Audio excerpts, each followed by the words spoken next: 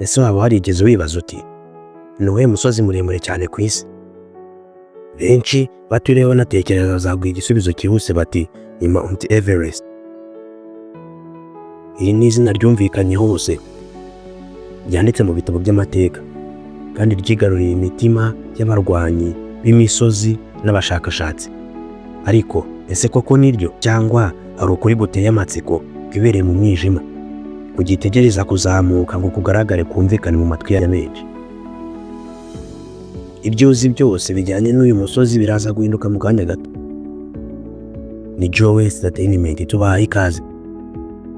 Hari abavuga ko igisubizo nyakuri kidasanzwe cyane kandi kiba aho abantu benshi batibwira, gishobora kuba gihishwe mu misozi itavugwa cyane, aho amaso y'abantu atageza kenshi, cyangwa se gishingiye ku byo tugenekereza uburebure mu buryo butari bwo twamenyereye.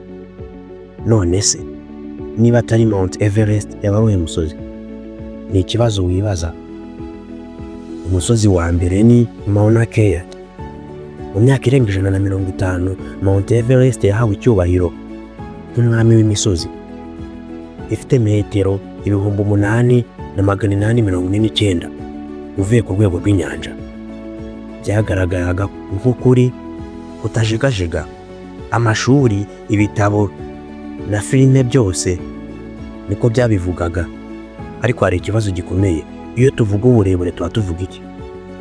Uburebure buvuye ku nyanja, cyangwa se kuva ku mizi yawo kugera hejuru?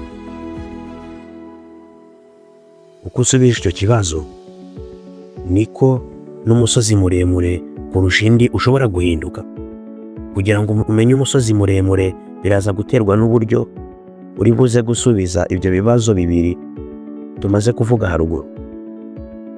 Mu nyanja nini ya Pasifika, hagati mu mazi akonje kandi adatuza, hari umusozi benshi batigeze bumva, Mauna Kea. Uyu musozi uri ku kirwa cya Hawaii. Iyo upimye uvuye ku rwego rw'inyanja usa nk'aho ari muto, metero 4,207 gusa.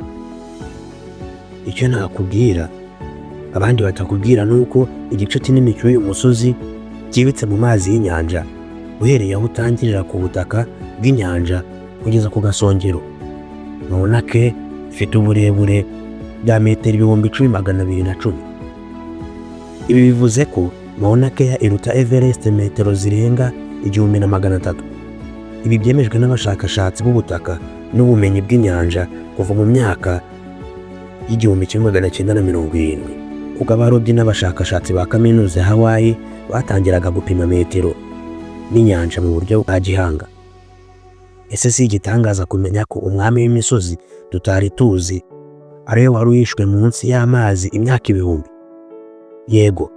None se kuki tutigeze tubyiga mu ishuri? Byaba bisa nko kuvuga ko ibanga rihishe imbere yacu ariko ryahishwe mu buryo butangaje. Impamvu nyamukuru turaza kuyireba tumaze kureba imisozi yose uko ari ine, kuko biratangaje ukuntu leta zose ndetse n'amashuri akomeye atigeze yandika ibi bintu mu bitabo ngo agaragaze ukuri kw'imisozi miremire ku isi. Wa kabiri, Mauna Loa, Hawaii, muri Leta Zunze Ubumwe za Amerika. Mauna Loa ni undi musozi ukomeye cyane uri ku kirwa cya Hawaii mu nyanja ya Pasifika. Ku rwego rw'inyanja ugaragara nk'umusozi ufite metero 4,169 gusa nk'uko benshi bawubona. Ariko kuri nyako ushimishije cyane ni uko uburebure bwawo bwuzuye uhereye ku mizi yawo iri munsi y'amazi kugera ku gasongero kari hafi metero 9,144. Nubwo utagera ku burebure bwa Mauna Kea, Mauna Loa ikomeza kuba imwe mu misozi ifite uburebure budasanzwe butagaragara neza kuko igice kinini cyayo gihishe munsi y'amazi y'inyanja. Abashakashatsi batangaje ibi bipimo mu myaka yo guturuka mu 1960 nyuma y'ikoreshwa ry'ibikoresho bya gisirikare n'ubumenyi bugezweho bwo gupima uburebure bw'imisozi.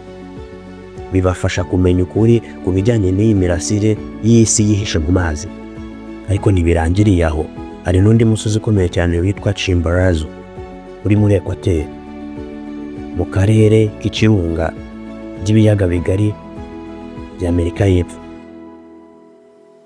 Ku bipimo bisanzwe, aho umuntu upima aherereye ku rwego rw'inyanja, Chimborazo siwe muremure kurusha Everest. Uru rugero rusanzwe rwifashishwa mu mashuri no mu bitabo, ariko hari indi nzira yo kureba ibi bintu ishingiye kuri geometry y'isi. Isi si ikiziga cyuzuye neza, ahubwo ifite ishusho ya ellipsoid, bivuze ko igice cyo ku murongo wa Ekwateri kirarambuye kandi kiri kure ugereranyije n'ahandi ku isi. Kubera iyi miterere, umusozi wa Chimborazo uherereye hafi y'umurongo wa Ekwateri ukaba ari wo musozi uri kure cyane uvuye ku mutima w'isi. Yego, ibyo byumvishe neza. Mu yandi magambo, niba wagerageza gupima intera iva ku mutima w'isi ukageza ku gasongero k'umusozi, Chimborazo ni wo musozi usumba Everest. Ibi byemejwe mu mwaka w'1950 nyuma y'ubushakashatsi bwa siyanse n'ubumenyi bwa geodesy, aho hakozwe ibipimo byimbitse by'uburebure n'imiterere y'isi hifashishijwe ibyuma bya GPS n'ikoranabuhanga rigezweho. Bityo rero, Chimborazo ntiyibanda ku burebure bupimwa uhereye ku nyanja gusa, aho bigaragaza uko isi iteye mu buryo bw'umwihariko, ikadutera gutekereza ko ari byinshi tutazi ku bijyanye n'imisozi n'uburebure bwayo nyakuri. Denali izwi nka Mount McKinley, iri ku musozi muremure cyane muri Alaska muri Amerika y'Amajyaruguru. Ku rwego rw'inyanja ifite uburebure bwa metero 6,190, ikaba iri munsi ya Everest ugendeye kuri aya makuru. Ariko ikitandukaniyeho cyane na Everest ni uko Denali ifite kuzamuka gukabije cyane uhereye mu kibaya kiri hafi, aho igice cyayo cyo hejuru kizamuka metero zigera ku 5,500. Ibi bituma kuzamuka ku gasongero ka Denali biba intambwe ikomeye, ikagira guteza imihangayiko n'imbaraga zikomeye ku baje kuyizamuka.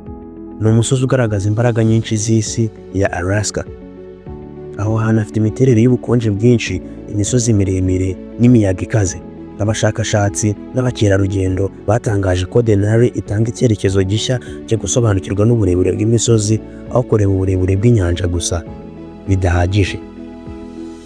Tugarutse kuri cya kibazo twibajije haruguru, impamvu nyamukuru tutabyiga cyangwa se tutigeze tubyiga mu mashuri, ni uko abantu benshi bibanda gusa ku burebure buboneka hejuru y'amazi, nk'imisozi, inyubako cyangwa ibindi bigaragara. Nyamara ntibibuka ko isi ifite uburebure bwuzuye butangirira hejuru y'ubutaka gusa, ahubwo ushobora no gutangira no munsi y'amazi. Tekereza umusozi muremure cyane ubatswe hasi mu nyanja, uhera ahantu hatabonwa n'amaso yacu, ukazamuka ukagera ku butaka. Iyo bikurikiranye, umusozi uhereye hasi aho ufataniye n'inkombe y'inyanja, nibwo ubona ko uburebure nyabwo buri kure cyane kurusha icyo twari tuzi. Ibi ntibabitwigishaga mu mashuri, kuko amaso yacu yatojwe kwita gusa ku byo tubona hejuru y'ubutaka. Ariko winjiye mu banga ry'amazi manini, uhita usobanukirwa ko isi ifite abakandida bashya ku rutonde rw'ibintu birebire cyane kurusha ibindi. Everest iracyari igitangaza, iyo yisumbuye uvuye ku rwego rw'inyanja, ariko iyo uhisemo kureba mu buryo butandukanye uri kurahinduka. Bityo rero, ubwo uzongera kumva umuntu avuga ngo Everest ni wo muremure kurusha indi ku isi, uzamenye ko bishobora kuba ari inkuru ituzuye, kubera ko bizaterwa n'aho aturutse ubarira ku burebure bwaho. Ubu hasigaye ikibazo kimwe gusa: ese twebwe dukwiriye guha agaciro ukuri gukoreshwa n'abantu benshi cyangwa ukuri nyakuri? Wowe bitekerezaho iki? Duha igitekerezo cyawe waba utekereza muri komenti, kandi wibuke gukora subscribe ndetse na share kuri Joe Entertainment. Turabashimiye.